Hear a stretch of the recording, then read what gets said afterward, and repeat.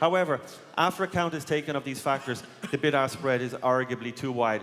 Sorry I went through that so fast. That is really the preamble to the main messages that I want to deliver to you now. So, identifying the market failures that explain that bid-ask spread is crucial for identifying the appropriate policy response. Three sources of market failure are normally distinguished in microeconomics textbooks, and those are market failures arising from exchange costs, market failures arising from market structure, and market failures arising from the nature of the commodity itself. Now, our research and our dialogue with market participants has led us to the conclusion that for the NPL market, market failures actually arise in all three of these areas, with all of them working in the direction of widening the bid-ask spread. Now, first, concerning exchange costs, investors face asymmetric information challenges relative to better informed banks. That is well known, and in an article that we published in our Financial Stability Review last November, we characterized this in the framework of Akerlof's market for lemons problem, for which he won a Nobel Prize.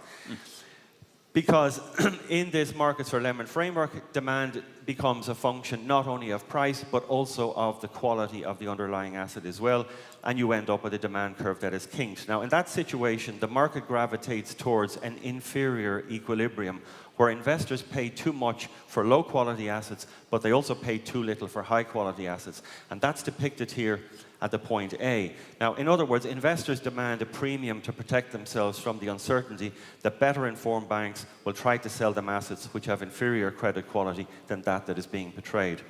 Now, second, concerning the structure of the NPL market, this chart shows the market shares for the top 10 buyers of NPLs over the past 3 years for the whole of Europe. Now, as can be seen, the top three investors accounted for more than half of the activity, suggesting a concentration of market power on the buyer's side. Now, while this market structure has most likely evolved due to barriers to entry arising, for instance, from expertise and the very high cost of due diligence, the result is what economists call an oligopsony, a situation where the concentration of market power among a limited number of buyers pushes traded prices lower. Third, concerning the nature of the commodity itself, NPLs are subject to so-called imperfect excludability. So, say a bank has an impaired loan with a corporate or a commercial property developer, the likelihood is that the debtor has multiple creditors, where some of the loans may be performing but others may not be. A buyer of an impaired loan will often not have exclusive access to the resources of the debtor, and so instead will have to compete with other creditors. Now, since this lack of coordination imposes risks for NPL investors, this too will push traded prices lower, everything else being equal. Now, one example of where this imperfect excludability problem was overcome was the debtor approach that was used by NAMA in Ireland, where all of the exposures of selected single debtors were transferred to NAMA's balance sheet, including performing and even out-of-scope exposures. So, bringing all of this together, a market for lemons is intransparent, and the cost of overcoming this intransparency is high for investors. Because few investors can absorb such costs, this creates barriers to entry to smaller investors, leading to what we call oligopsony conditions. As a result, banks are faced with prices that are too low, while many investors who do not have the financial resources or the expertise to carry out due diligence are excluded from the market. So bid-ask spreads remain wide and liquidity stays low. So what can public policy do to resolve these market failures? Well, Vice President Constancio, my boss, delivered a speech on NPLs at a conference at Bruegel last February, and an important message of that speech was that the extent of market failures can differ depending on the market and also the asset class. For that reason, we think it's unlikely that any single instrument will provide a magic bullet solution for tackling the European NPL problem, but rather a comprehensive solution will be required, deploying and combining a range of policy instruments in a way where they are most likely to be effective. Now, this slide shows a menu of available instruments to address NPLs, ranging from internal workout to direct sales. Between those two extremes, we have been focusing and concentrating our efforts on the contribution that securitization, asset management companies and trading platforms can make to improving market efficiency. On securitization, we published a proposal in the May issue of our Financial Stability Review, which uses Akerlof's policy prescription for the lemons problem. and that is the issuance of state guarantees up to 50% of the equity tranche in NPL securitizations to provide comfort to investors on asset quality. An important feature of these guarantees is that they're structured as total return swaps, so that while the state must cover the downside, it also participates in the upside. By aligning interests between the state and the investor, the structure can resolve these asymmetric information issues, and at the same time, because investors can choose the amount of state-sponsored downside protection, that allows a range of risk-return profiles to be covered, potentially attracting new investors into the market. Moreover, it also creates incentives for the state to engage in structural reform, such as, for instance, speeding up insolvency procedures and reducing their costs, so that the net present value of NPLs might be raised even further.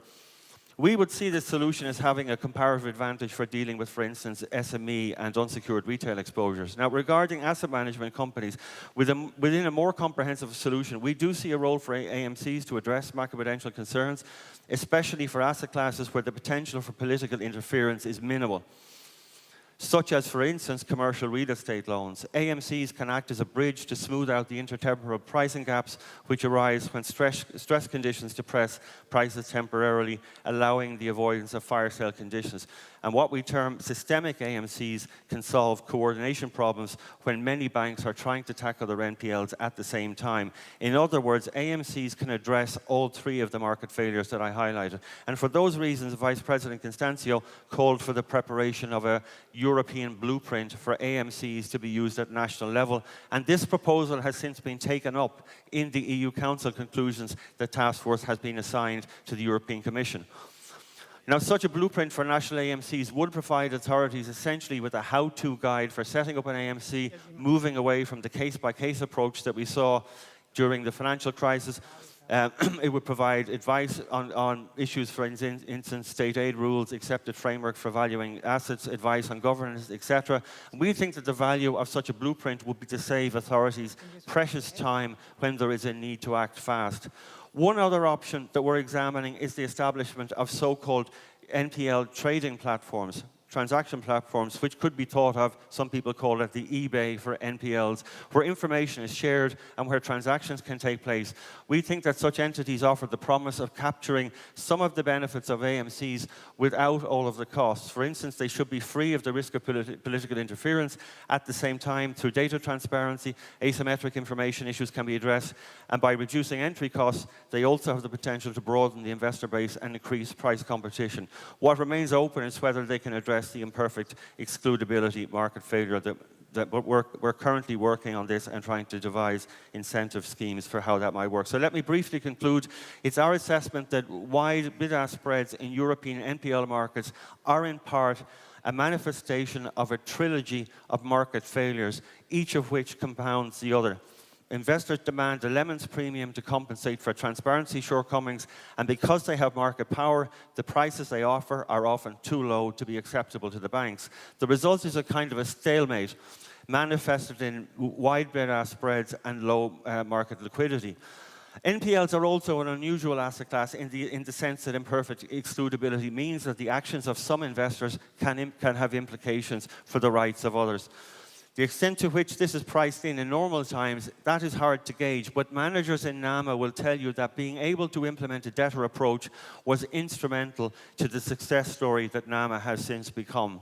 When markets fail, it is time for policy to act, and the implications of all of this are rather straightforward.